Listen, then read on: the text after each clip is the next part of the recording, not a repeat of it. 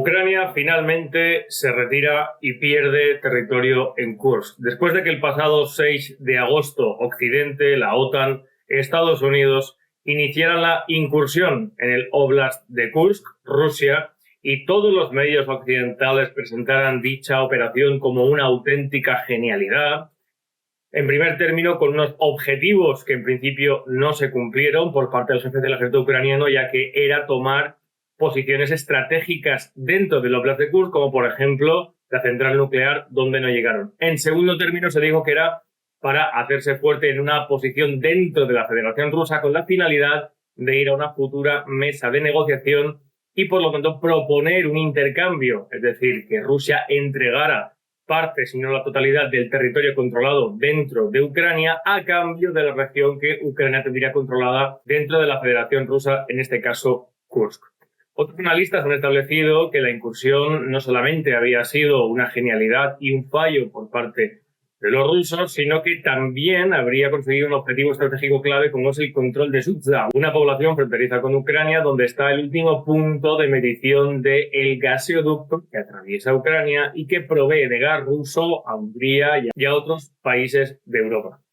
Aquí, particularmente, ustedes saben que analizamos por largo y por extenso y hemos hecho un seguimiento siempre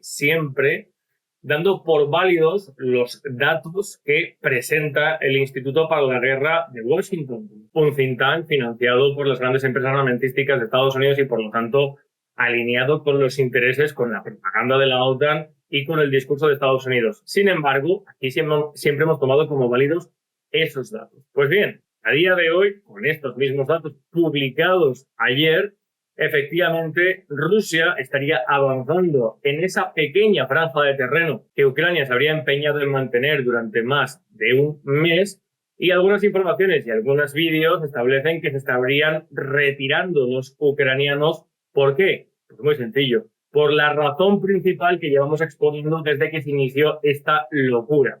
Porque los rusos, fuera de que otro argumento que se dijo era que con esta incursión se obligaba a Rusia a desviar fuerzas y material del frente ucraniano para frenar el avance en Kursk, esto hubiera tenido sentido en un frente en el que las dos fuerzas más o menos tienen, tanto en armamento como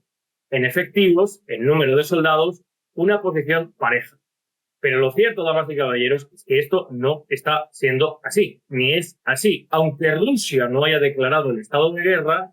va realizando levas y voluntarios, además de estar realizando un avance muy lento para minimizar al máximo las bajas, en una guerra de desgaste. En una guerra de desgaste que es la estrategia que está siguiendo objetiva y evidentemente Rusia, porque en esa guerra de desgaste es imposible, más aún con superioridad aérea y artillera por parte de Rusia, que Ucrania gane esta guerra. Es literalmente imposible. Por lo tanto, desviar y dedicar fuerzas, tropas, en muchos casos, fuerzas especiales ucranianas del propio territorio ucraniano a tomar, a invadir, a controlar territorio ruso, solamente iba a perjudicar los intereses de Ucrania, como hemos ido advirtiendo aquí. Y la factura final de esta aventura y de esta chifladura, que no es una cuestión de Zelensky ni es una ocurrencia de Zelensky, esto es una dirección e inteligencia de Estados Unidos, no es más que decenas de miles de muertos ucranianos en la región de Kursk, cientos, si no miles de millones de dólares de armamento abandonado y un esfuerzo bélico dedicado en un objetivo que realmente no ha cumplido absolutamente ningún punto estratégico clave en el contexto general de la guerra entre Ucrania y Rusia, y sí un perjuicio notable, como es el hecho de que, al sí tener que desviar precisamente Ucrania fuerzas para esta aventura en inferioridad numérica y encima en una condición ofensiva, que es un desgaste muchísimo mayor que una condición bélica defensiva, sin superioridad aérea ni artillera, pues efectivamente lo que ha sucedido es que quien ha visto resentida su posición en el conjunto de la guerra ha sido Ucrania. Desviar todas las decenas de miles de soldados del frente ucraniano para esta aventura ha supuesto que los rusos han podido avanzar en toda la línea del frente y particularmente y de manera muy incisiva y notable en un punto estratégico clave como es la ciudad de Pokrov. Ciudad clave por el nudo de comunicaciones, carreteras, ferrocarriles que supone para todo el oeste de Ucrania y que puede condicionar todo el este de Ucrania que caiga en manos rusas, donde los rusos están ya a 6 kilómetros del centro de la ciudad y preparan un asalto envolvente y que hará finalmente que caiga dicho punto. Pero lo hemos estado viendo aquí, lo hemos estado analizando y además advirtiendo antes de que fueran sucediendo los siguientes capítulos qué es lo que se pretendía. Y lo que se pretendía era llevar la guerra a Rusia, justificar, por lo tanto, el enviar los drones y los ataques contra Rusia, hasta el punto de llegar a la situación actual donde ya veremos si finalmente este último capítulo, donde Rusia ya ha dicho que se justificaría de todas formas la respuesta directamente contra objetivos OTAN, y todos sabemos lo que supone eso, el empleo de armamento balístico de largo alcance por parte de Ucrania contra Rusia. Armamento balístico de largo alcance que Joe Biden ya le proveyó a Zelensky en el mes de mayo, pero que no tiene autorización para usar. ¿Por qué? Pues porque quienes operan, quienes fijan los objetivos y quienes tienen las claves para lanzar esos misiles son personal OTAN, por mucho que se los cedan a Ucrania. Y por lo tanto, sería objetiva y evidentemente un ataque de la OTAN a Rusia en territorio ruso, lo cual todos yo creo que sabemos a dónde lleva esa situación. Sin embargo, genialidades de la política como Boris Johnson han dicho que hay que darle permiso, que hay que atacar a Rusia, porque eso es realmente lo que se pretende. Presionar y pinchar a Rusia todo lo que se pueda para desencadenar un conflicto enquistado con la participación de los países de Europa que sigan desangrándose año tras año pagando el armamento, que no le dan el dinero a Zelensky ni le dan el dinero a Ucrania, sino que directamente se lo compran a Estados Unidos establece una deuda sobre Ucrania.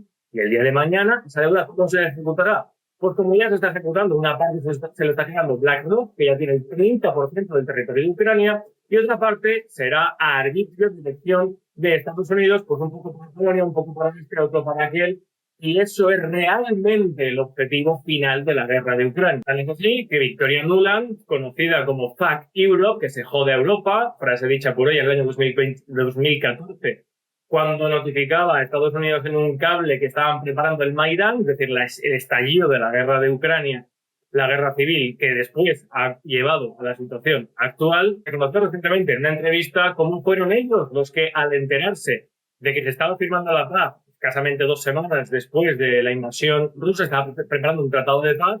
fueron los que mandaron una organización y boicotearon ese acuerdo porque los intereses de la guerra de Ucrania es desgastar a Rusia todo lo posible indirectamente a China, y es una decisión estúpida, no solamente por lo que implica la propia destrucción de Ucrania, que es una cosa que nadie, desde luego que no sea un psicópata y un asesino, desea, por mucho que suponga para algunos miles de millones de dólares, sino que además revindan la idea de la decadencia y la dependencia de Europa y la constante provisión de Europa y el desgaste constante de Europa, así como lanzar Rusia a los brazos de China. Lo explicamos en un directo el otro día respecto a los gasoductos, oleoductos.